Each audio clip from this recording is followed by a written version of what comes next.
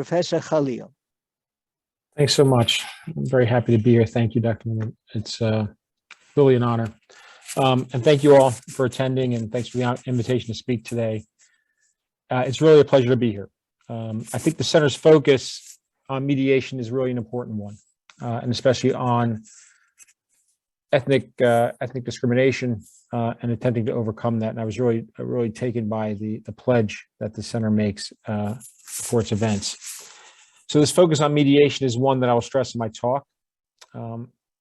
As was mentioned, I'm a professor of U.S. Foreign Relations and International Relations, and I'm a historian by training.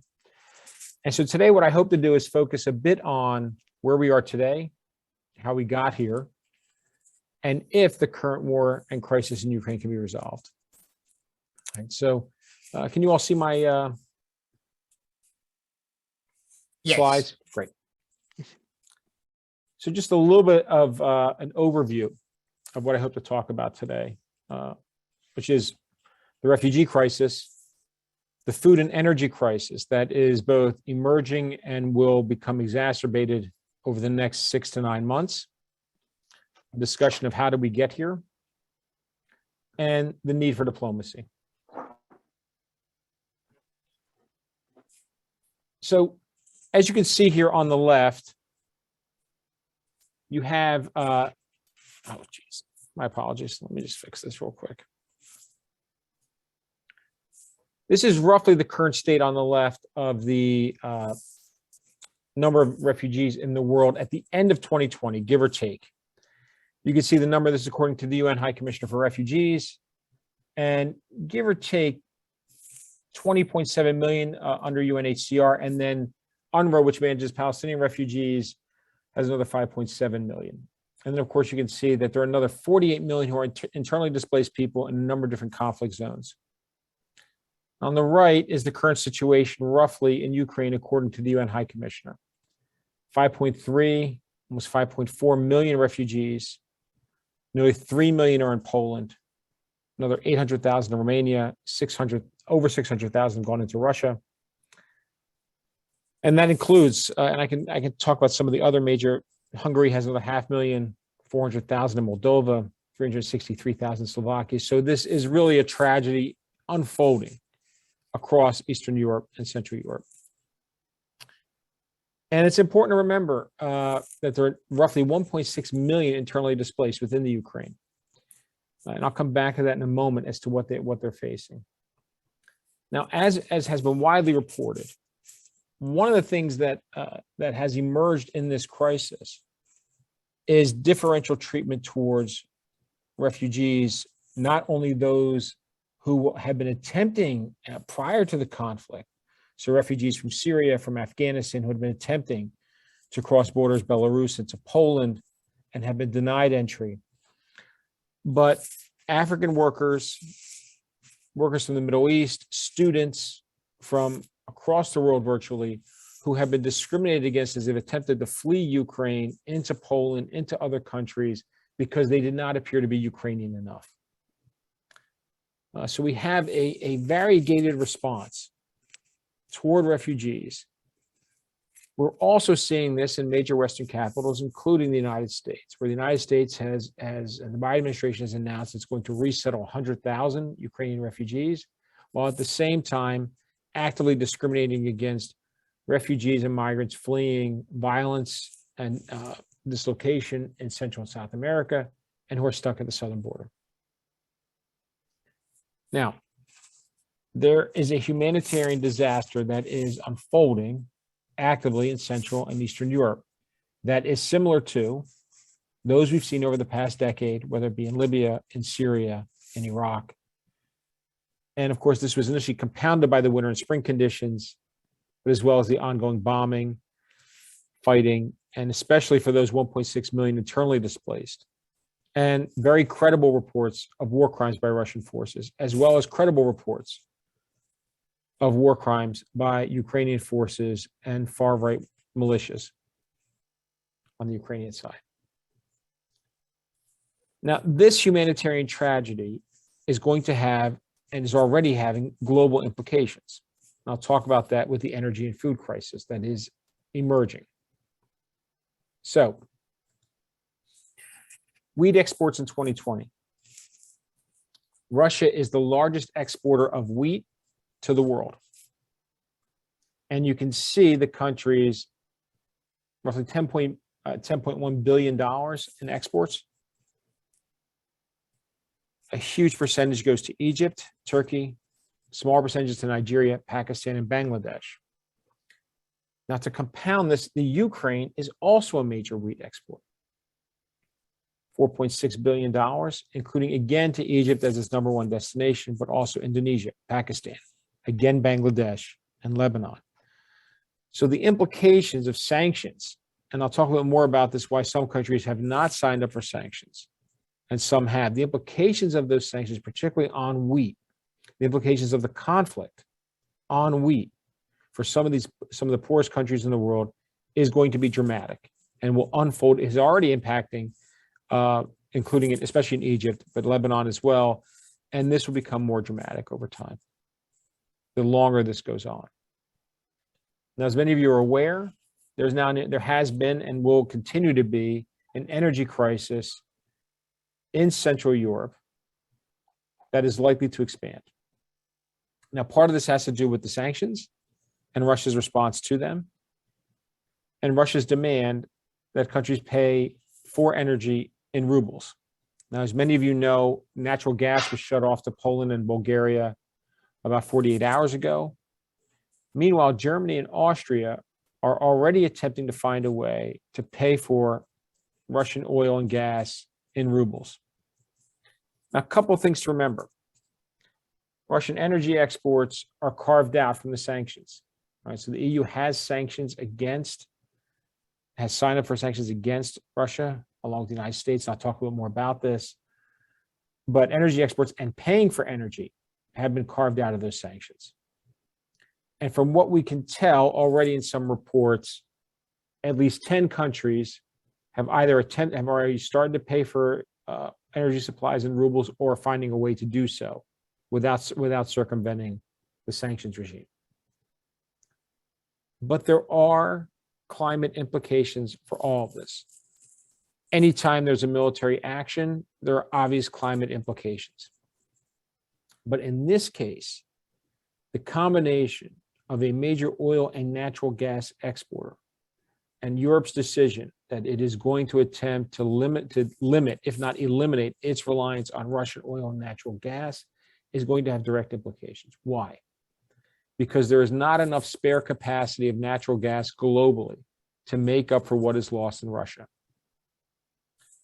Now, the United States has said that it's going to start shipping natural gas to Europe, but it won't be enough. There's another problem.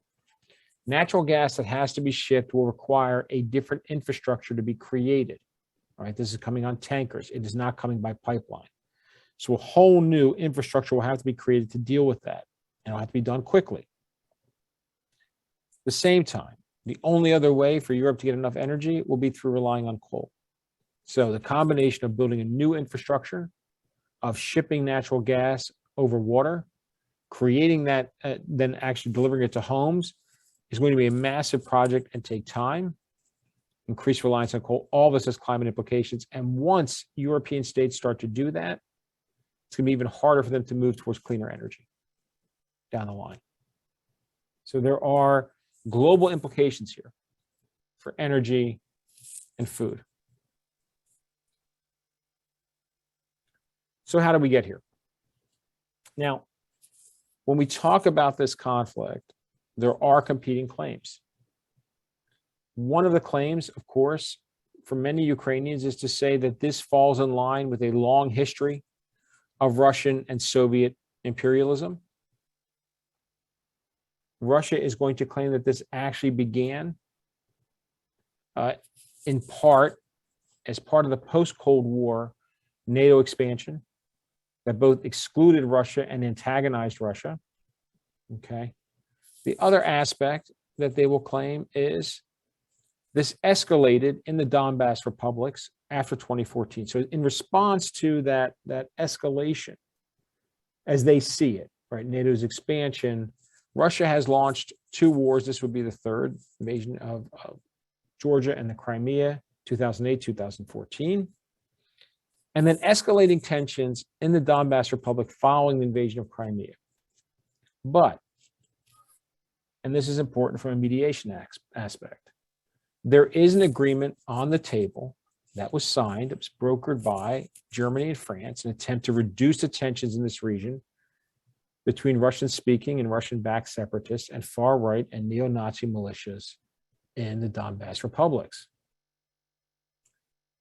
Now, as part of what's known as the Minsk II agreement, which was signed in February 2015, these republics were supposed to have autonomy in elections.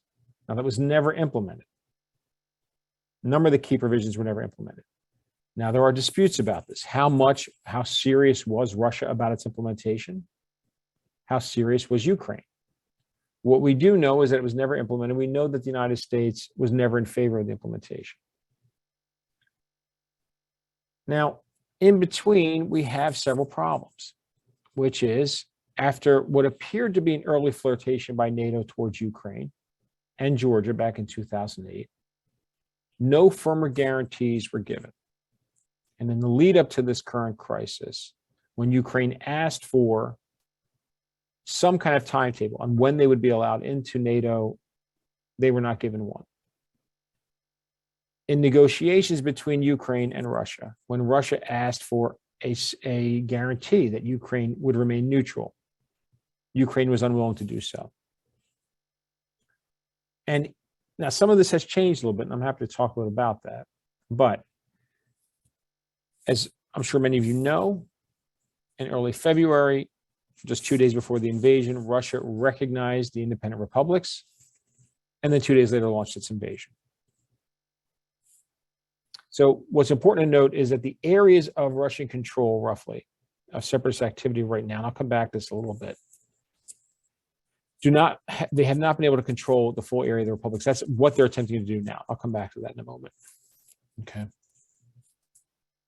So where are we today? This is a map that's from the Institute for the Study of War, as well as the American Enterprise Institute. And I think what's important to note, especially for an organization that focuses on mediation, focuses on ethnic strife, particularly in Eastern Ukraine, that's one of the issues that has emerged really since 2014. That there are certain Cold War lessons that still apply. Right? One of which is that in a crisis between the superpowers, right, of course, military engagement is to be avoided. Right? Crisis avoidance is paramount. If you can't avoid the crisis, at the very least, avoid a military confrontation. Right? That diplomacy is imperative between the superpowers. That the reliance of the United States in working with its allies and partners is also important and vital. Okay? And here I think the Biden administration has done some of these things in this current crisis, in particular, working with its alliance and partners in terms of a sanctions regime and, of course, arming Ukraine. And the Biden administration has been generally effective in providing moral, political, economic, and military support to the President Zelensky's administration in Ukraine.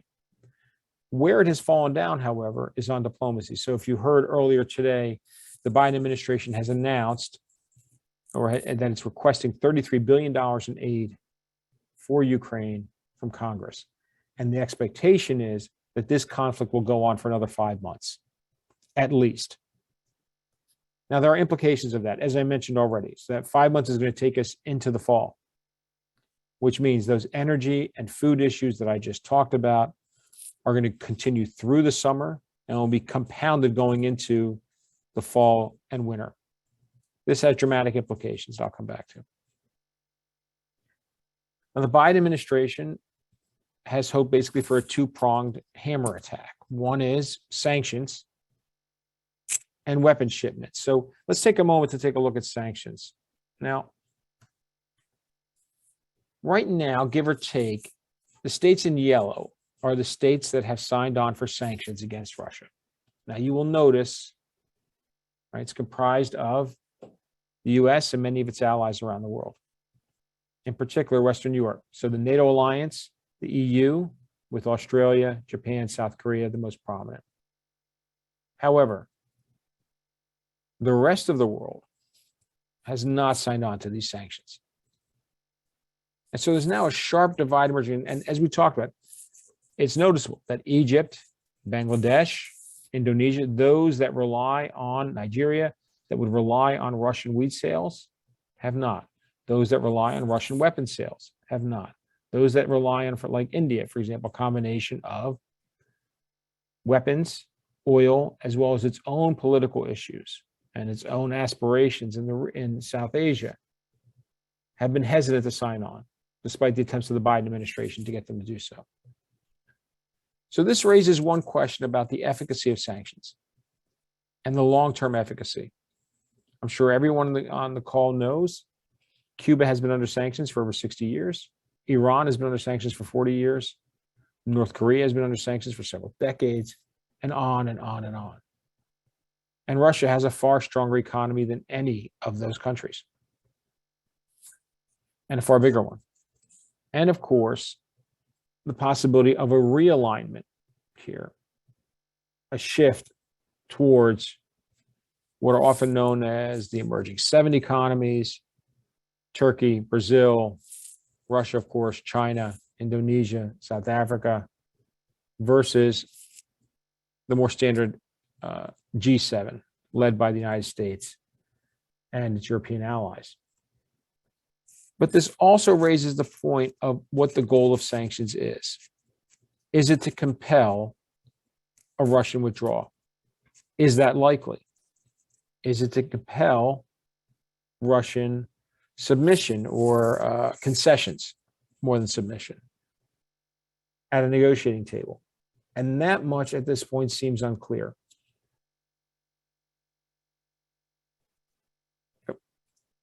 So, if the reliance on sanctions is unlikely to have the hoped for impact, right? Particularly what the Biden administration had announced in the first few days of the war as they started to heighten and tighten the sanctions regime. What about the weapons shipments? And this is where this starts to become very challenging. If at a minimum, the US and its European allies expect this war to go on for 5 more months, there is then the threat of stalemate and the threat of escalation. Now, what's important that's connected to this is the following: is a solution available? And the reality is that based off of Minsk II, the outlines of a solution are known and have been known for some time. Roughly, you could argue 90% of the outline of the solution is known. The devil, of course, is in the details. And what it likely appears is that some solution would involve autonomy for the Donbass republics and neutrality for Ukraine with a security guarantee, and a security guarantee for Russia. The problem is none of the capitals at this point appear ready for such a compromise. And without an active diplomacy, if you think about other crises moments, taking this back to the Cold War, active engagement in American diplomacy is needed here, but it's missing. What we are seeing is active American diplomacy to kind of shore up Ukraine and to ship as many weapons as possible, and to build up political and economic support for Ukraine. At the same time, Russia has its own plans. So what it now appears, and again, I'm not a military strategist, but what it now appears is something that looks like Russia holding on to extended areas of the east, perhaps a land bridge down to, as we see here, down to the Crimea, right? If they can keep this, hold on to it, declare victory and a unilateral ceasefire, and then dig in and prevent or basically deter attempts by Ukrainian forces to unseat them. And of course, any behind the lines attacks will be labeled as terrorism. then perhaps Russia believes it can declare victory and perhaps negotiate from a position of strength, that it can force a settlement on its terms. Of course, President Zelensky and the United States are going to attempt that from becoming possible.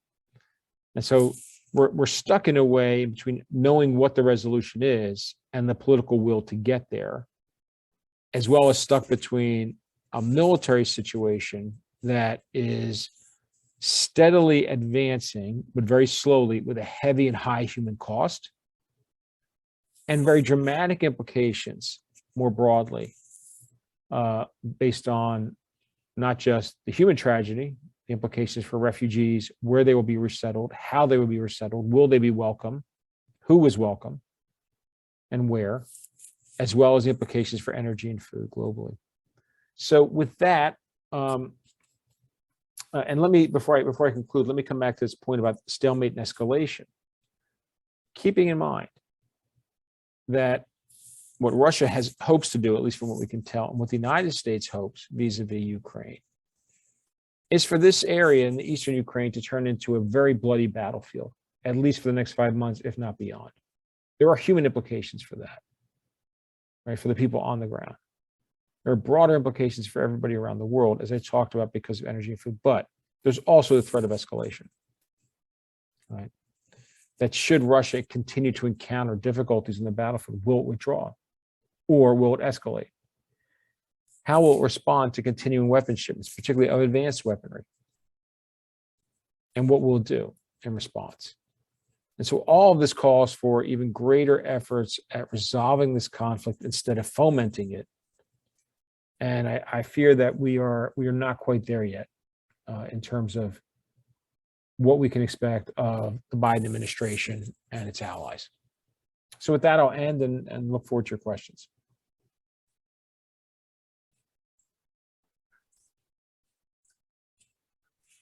Oh, you're muted. Thank you very much, Dr. Khalil. Thank you very much. That is very insightful. I'm not too sure I can give a recap for everything, but certainly the effects of the sanctions and the reaction to sanctions of countries, especially which didn't go along with the sanctions, is very understandable from the details which you gave, the dependence on the wheat, the dependence on weapons, the possibility that the solution is really in place. People have a pretty idea what the solution would be, but the difficulty of getting there, to me, a lot of it sounds like almost like schoolyard emotions. I won't give in unless you give in, something like that. And therefore, we might have to have God knows how many more deaths in the next 5 months, which you're speculating might be needed before people begin to get there. A great tragedy. I would like to leave one thing which you did mention, I want to mention is when Russia made the attack, it seemed it had the idea of throwing in overwhelming force and very quickly winning and forcing whatever it wanted on the Ukraine. And this did not happen.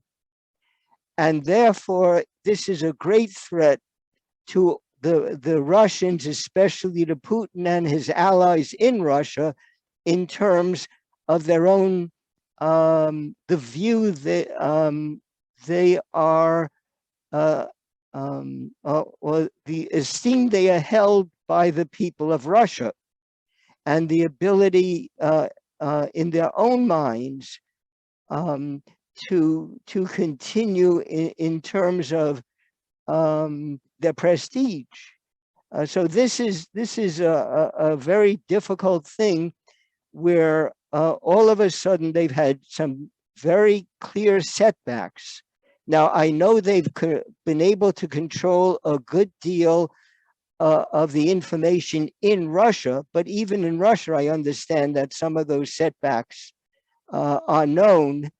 And so it's very hard to get somebody to back down when if they back down, it'll be a matter of their humiliation and a lot of their power and a lot of their own self-esteem depends upon not being humiliated.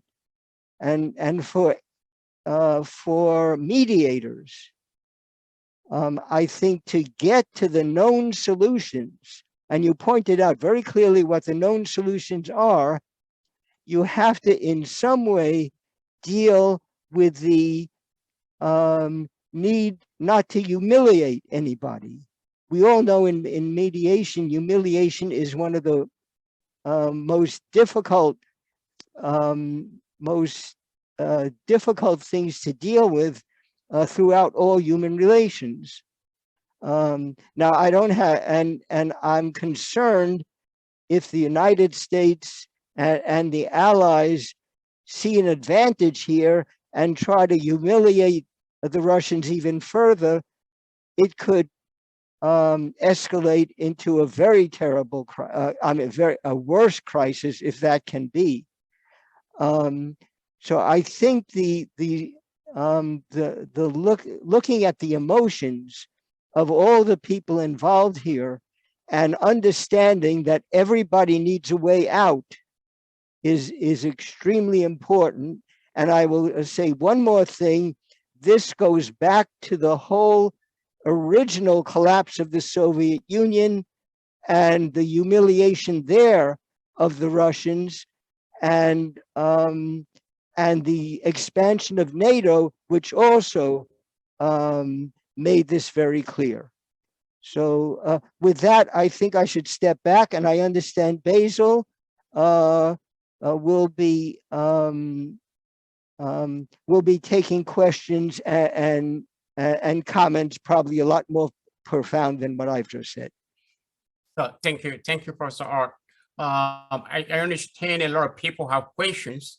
I see some comments in the chat box. If you have a question, there is a place to raise your hand. And once you raise your hand, I'm gonna notice, I'll see you, and I'm gonna invite you to ask Dr. Khalil your question. I see Professor Uchendo. Can you unmute yourself? I've done that already. All right, perfect. You can ask your question right now. Okay, thank you. I want to appreciate Dr. Khalil for this succinct presentation. I just want to ask, at the onset of this crisis, we saw footages of treatment of African refugees, Africans trying to exit Ukraine. They were not allowed to board the trains, and also they were left out freezing in the cold. Some countries were unwilling to accept them in the region. And I am wondering what actually informed this differential treatment of refugees? Why was the case of Africans especially bizarre? I don't know if you have anything to say to that. I'll be glad to hear the politics around that treatment. Thank you. Thank you for your question. It's a great question. I think there are several components to it. So as I mentioned, if you look on the left of this slide, the roughly over 82 million people around the world. Some of these include the oldest refugee populations in the world, in the case of the Palestinians, but it includes another 6 million plus Syrian refugees. Another one of the older populations is the Afghan refugee population, dating back to the 1980s and the Soviet invasion. So the treatment of refugees has always been politicized. Who is considered a worthy or an unworthy refugee? I think even if we take a step back, and I want to come back and get very specific on your question, if we take a step back and we think about how Syrian refugees were viewed, in some cases seen as worthy, or then as a security threat, depending on which country they were in, and when a larger number by 2014, 2015 started to come across the Mediterranean or overland, how they were viewed by European countries as a security threat, as if not a challenge, right? An invasion in some right-wing circles was considered an invasion of Europe. Okay. And this was something that, for example, in the United States, the Trump administration tapped into as well, but it wasn't just here. So I think what's remarkable, for example, if you look at some of these countries, whether it's Poland, Romania, Hungary, where we've seen very anti-immigrant, anti-refugee rhetoric over the past 6 to 7 years. So that was very fertile soil already. Linked into this is, of course, deeply embedded racism. That is systemic in many ways, whether it comes to refugees and migrants from Africa, from the Middle East, whether it's about ethnicity or religion. That is also a combination of how that's perceived. Now, you saw some of this, for example, in press reports, as I'm sure many of you saw, this discussion of this isn't supposed to happen here. These, this is Europe. It's not someplace like Syria. It's not the Middle East, right? It's not the Congo. These were claims that were made openly in Western press, American press, but not just BBC, etc. The idea that these are blue-eyed, and these were specifically said, blue-eyed Europeans who were fleeing as refugees, it's not supposed to happen to them. And that blue-eyed notion, blue-eyed Christian, etc., is of course what also informs this treatment of refugees who are trying to come across, who are studying or working in Ukraine and coming from, whether it's Tunisia or from Mali or from Uganda. We've seen this again and again. And so I think what you can't ignore from that is that even before the war broke out, that there had already been tensions between Poland and Belarus about Syrian and Afghan refugees who were trying to cross into Poland and were refused, right? So there is to sum up, a longer political history here, but also tied to an economic history, this idea that refugees are going to come, they're going to steal our jobs, and then a cultural one. They're going to change our culture, religion and culture. They're going to change our culture. They're going to change the shape, what Europe looks like. And much of that is deeply, deeply embedded with Islamophobic notions, but also racism towards African migrants and African refugees that we've seen dating historically back. So this is no different. Does that help? Very much, please. Thank you. Thank you, Dr. Khalil. Any more questions?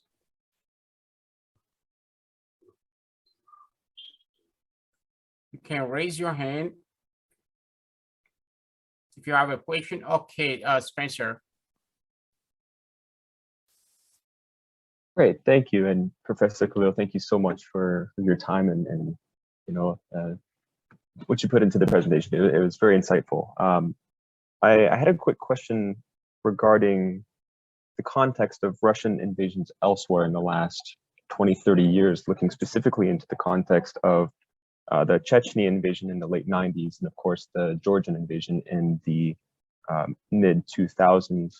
I'm curious, how can we observe and utilize this context in the treatment of the religious minorities there into kind of the reemergence of this differential treatment of these these religious minorities elsewhere into what can be anticipated of this current conflict, if that makes sense, and how might Russia use these religious minorities to their advantage, maybe in kind of inciting Syrian, inciting Syrian recruits to support the Russian side of the conflict versus perhaps more of the Chechnyan side of supporting the Ukrainian side of the conflict. Thanks for that question. It's a great question. I think one way to think about it is even in the Chechnya conflict, right? What Russia was very effective at was finding and maintaining a base of support among the population, among the leadership class. So basically differentiating the separatists from the existing elites, okay? And finding, and this is not uncommon, right? This is your typical kind of imperialistic action, right? You find a local elite that is willing to benefit from your rule and will support it. And so that's what's effectively happened in Chechnya. Again, I mean, dating back to the 90s, in addition to massive, overwhelming force, right? Killing as many people as possible, making a number of people refugees, creating as much devastation as possible. And in particular, keeping out, if you can, Western reporters or reporters, human rights organizations, so that this can be documented. But let's also be clear. The documentation of war crimes also requires some willingness to impose a penalty, right? So we haven't seen that. We've seen it very rarely. In fact, I mean, we just talked about some of the racism towards African migrants. We could talk about why is it that the ICC has been so focused on African nations, which had welcomed the ICC, and yet Russia, the United States, others have, repeatedly committed war crimes with impunity, right? So I think, one way to think about, and I talked about how did we get here?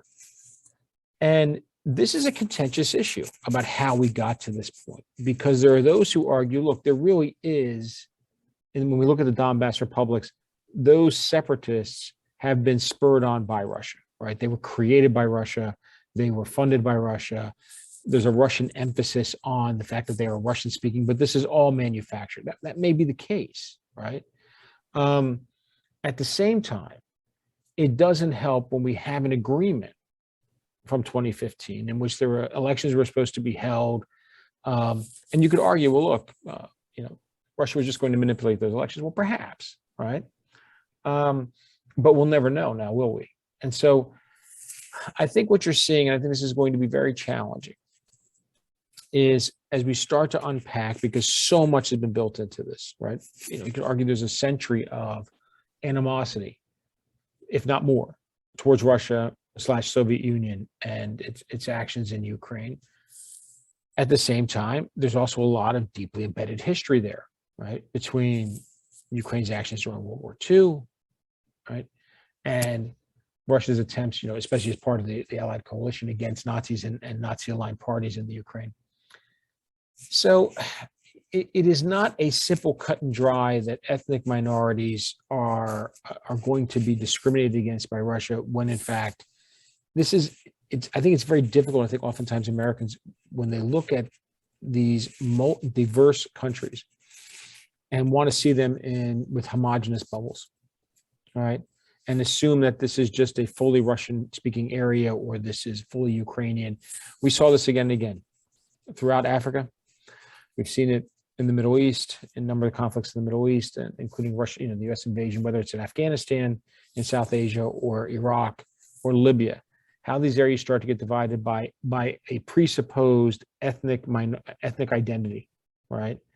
And then categorized and reified those ethnic identities. It was brutally applied in Iraq, and the implications are still being dealt with. And they attempted to do it again in Syria, and we're still dealing with it.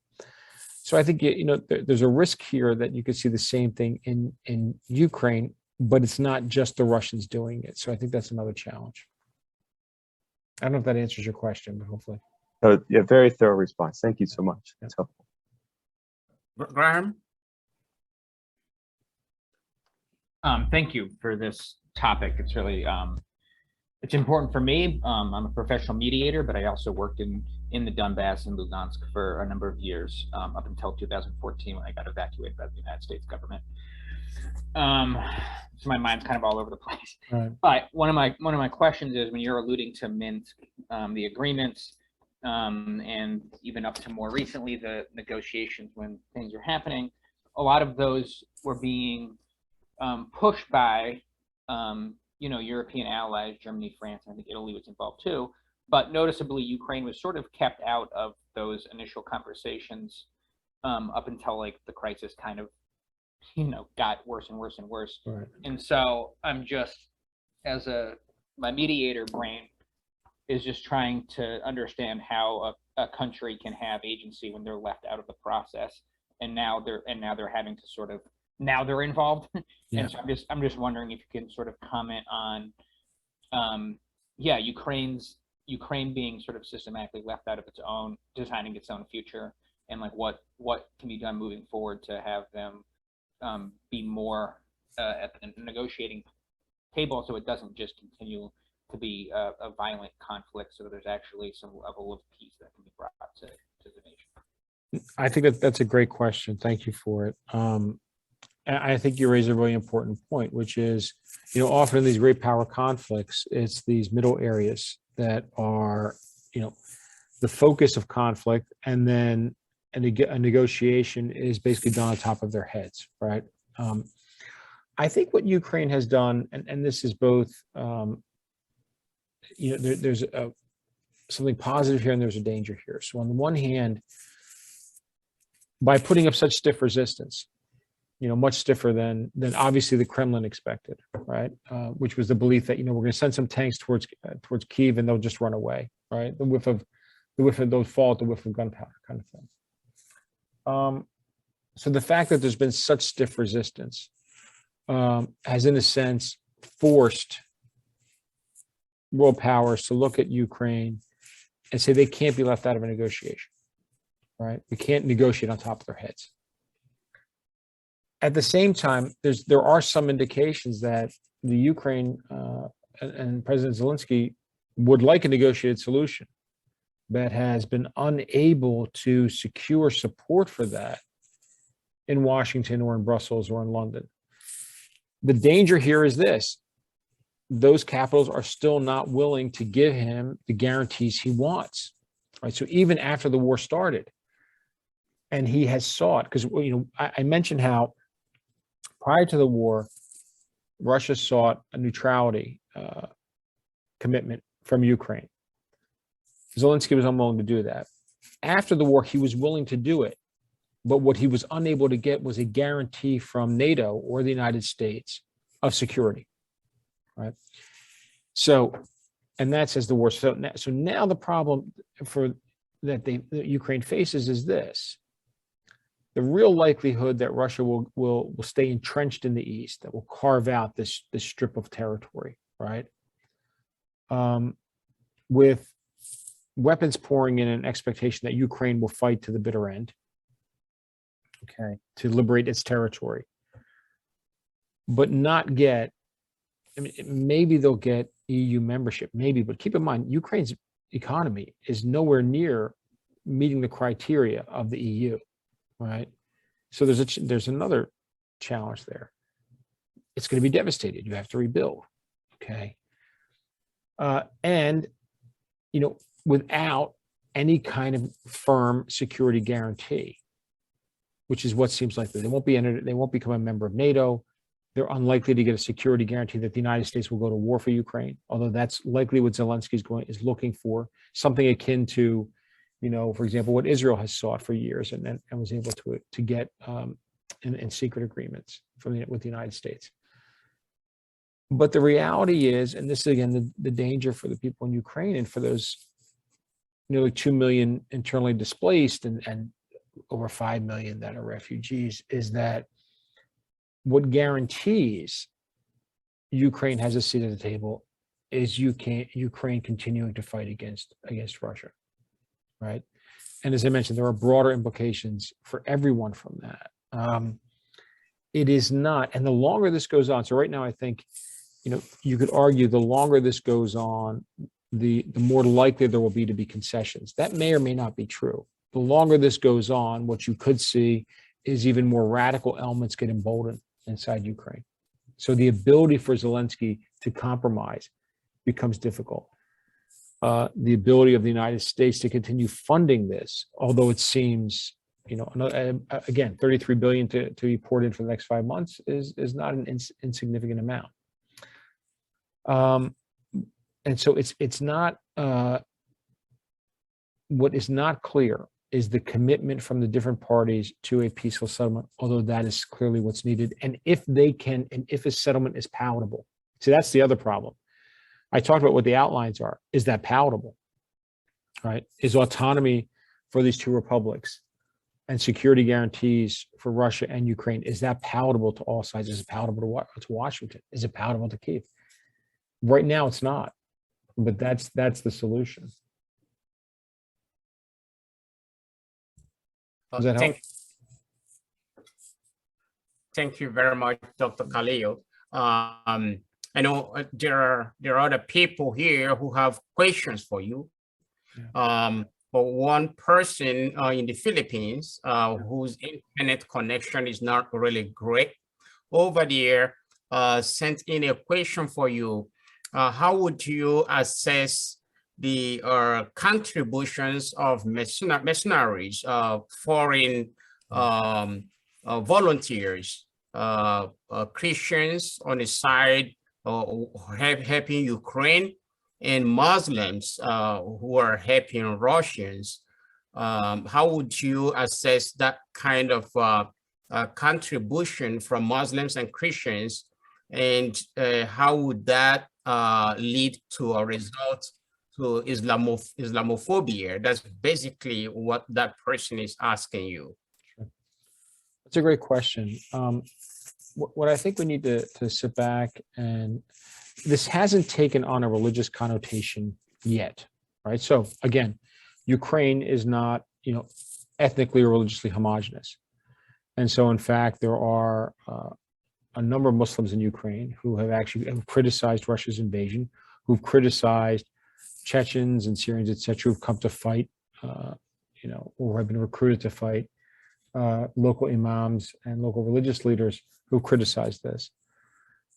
There is a danger, I would argue, not so much of this being a religious war, okay, but a political ideological one. And so, of course, the role of far right and neo-Nazi parties in Ukraine, for example, the Azov Battalion, which has been very effective in media. So one, rebranding its media, it's rebranding itself in the media, showing its victories against defeating Russian forces, showing that using social media, TikTok, etc., but also targeting Russian-speaking and those considered not loyal enough in areas of that have been either recently liberated or in areas of Russian control. So the fact that you have a number of weapons pouring in, you have foreign volunteers who are coming in who may or may not, when they're identifying as Christian, right? I mean, you can ask yourself, what are Russian forces identifying themselves as, right? Okay, because again, Russia is a multi-ethnic, multi-religious state. The question is, are they identifying as Christian, as another way of identifying, instead of identifying as neo-Nazis, right? Who are these forces that are pouring into the border and being allowed to pour in? And what is the potential for further radicalization? We know, for example, and when I raise this, so we know this is an issue in recent elections in Ukraine. We know it's an issue with the Azov Battalion. We also know, for example, that in Hungary, in Poland, in Germany, that there is rising far-right movements that have infiltrated the security services, the military, the same way in the United States. We have the same issues that were exposed again January 6th, but other places. So, I think one of the ways to think about this is, as I mentioned, the threat of escalation, the threat of radicalization. So I talked about the threat of stalemate. The stalemate itself can contribute to radicalization. So the threat of radicalization is also very profound here. We've seen it in other conflicts in which they get entrenched and embedded. Weapons are pouring in. You can't control where they're going. And you have an open border and fighters encouraged to go in. Now, the argument's going to be, well, Ukraine is not Syria or Ukraine is not Iraq. The war eventually comes home. Okay, so for example, American soldiers who went and fought in the war on terror, American soldiers who went and fought in Vietnam, we already have enough historical evidence. So I'm a historian, We have enough historical evidence of the growth of right-wing militias post-Vietnam into 1990s, the regrowth of right-wing militias in the decade after the war on the second decade of the war on terror, linked not just to the war on terror, but the economic fallout from 2008. So we've seen this again and again. So it's not something that is somehow unique or limited to the Middle East. It is something that we see that is persistent in conflict zones, especially those where they are entrenched. We see it in Latin America. We think about the rise of the link between right-wing militias in Latin America and to government forces. But thank you for the question. Thank you. Thank you so much. And I just want to, on behalf of the chair of the board of directors, who is here, His Excellency Isaac Zida, the former president of Burkina Faso, and also on behalf of our members and everyone here, I want to thank you in a special way, Dr. Khalil, for your wonderful presentation and for honoring our invitation. We look forward to collaborating with you again in the future. And I also want to say that we organize our international conference on ethnic and religious conflict resolution and peace building. The next conference is going to be in September at Manhattanville College in Portuguese, very close to White Plains.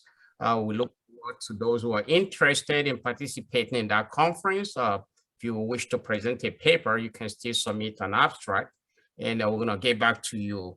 And other than that, I wish you all a wonderful, wonderful evening. Some people are in other time zones, so those who are here in the US, in the Eastern Coast, I wish you a great, great evening. Thank you very much, and do have a great evening, everyone. Okay, Thank you. bye. Bye. Bye, everybody.